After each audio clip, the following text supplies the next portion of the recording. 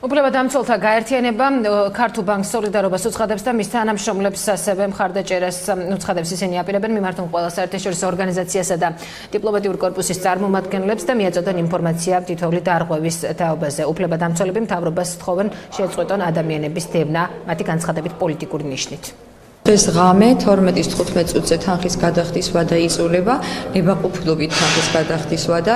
სწორედ ამასთან დაკავშირებით ჰქონდა პრეტენზია, რომ პირველი ინსტანციის სასამართლოს გადაწყვეტილების თანავე საახსოვრო ბიურო ჩაერთო საქმეში, მათ უკანონოდ უკვე დაგვარიცხეს 7% მომსახურეობის, ანუ არ მისცეს შესაძლებლობა მხარეებს, რომ მათ ნებაყოფლობით გადაეხადათ აღნიშნული თანხები. ამ ყოველფრის გათვალისწინებით, ჩვენ რა თქმა უნდა, ჩემი მარწმუნებლები აპროტესტებენ და ისინი გადახდას თანხების არ აპირებენ, შესაბამისად სამართლებრივად მას მოყვება ალბათ აუქციონზე გატანა, ვინაიდან უკვე მათი ქონებები არის დაყადაღებული. ხორციელდება რეპრესიები, პოლიტიკური ტერორი აღნიშნული ბანკის მიმართ, ვინაიდან დარღვეულია თანასწორობის, შეჯიბრობითობის პრინციპი, ადამიანის უფლებათა კონვენცია.